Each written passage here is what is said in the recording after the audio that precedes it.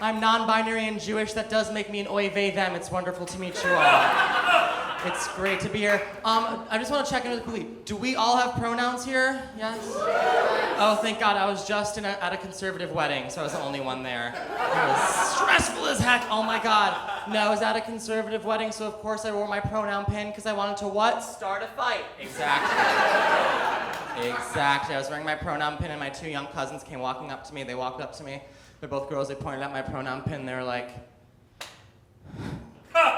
what does that mean? I was like, well, you're both girls, right?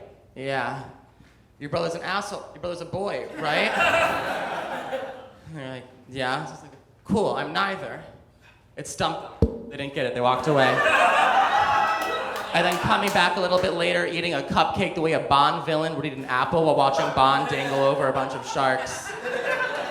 My cousin just looked at me up and down, went, I get it now. Looked at her older sister, they're nothing.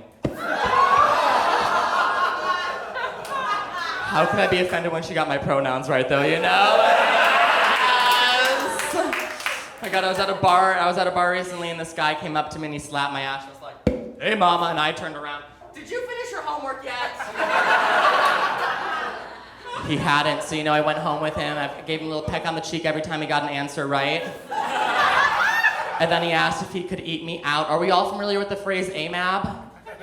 Yes? Okay, it means all men are bitches. It's assigned male at birth. It's what I am, and I'm assigned male at birth. And he asked me if he could eat me out, and I said, do you like corn on the cob? He didn't, but he loved pudding. Oh, it's Pride Month.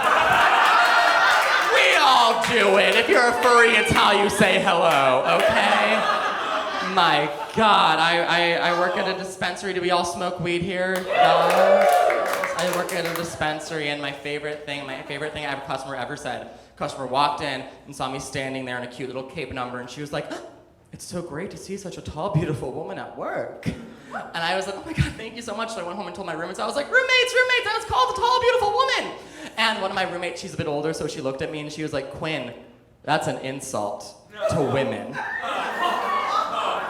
And I said, Mom, that is so rude. The hell? Oh my God.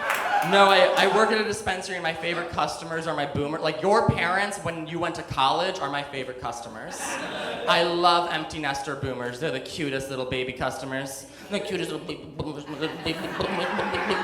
Little babies, they walk into the dispensary. Little babies, they walk in and they see me. They see the gay standing there with an iPad and I'm the obvious person to go talk to with their problems. So they walking up to me and the wife's just like, hi. I haven't gotten high in so long, and Gerald here gets high with the boys every weekend for golf. And we just want something to, spice things up a little bit. And Gerald does not like that phrase, spice things up. So the minute Gerald hears that, he goes, she's not coming! She's drier than the Sahara down there! She's not coming!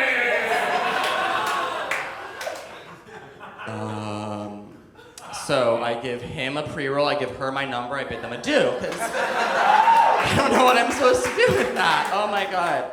Oh God, okay. Do you guys want to hear the 3 worst pan jokes ever written? Okay, these are bad. You guys said yes. I want you to remember I asked for your consent and you all consented, okay?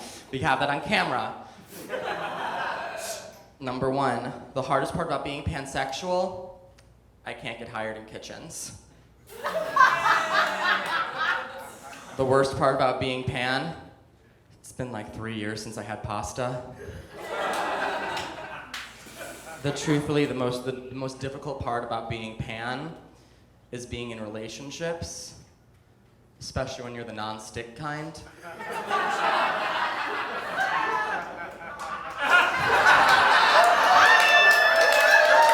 I love that one.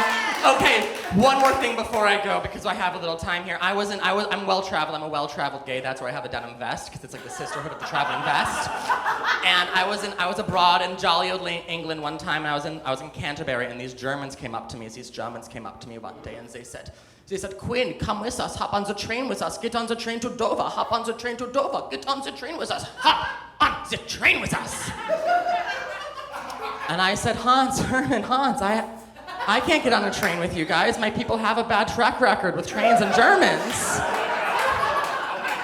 They weren't fans of that one, so I told them when I started doing stand-up comedy, I want to film my first special in Germany, and I want to call it, Schwitz, how did I get here? Thank you so much. I've been Quinn James. See you later.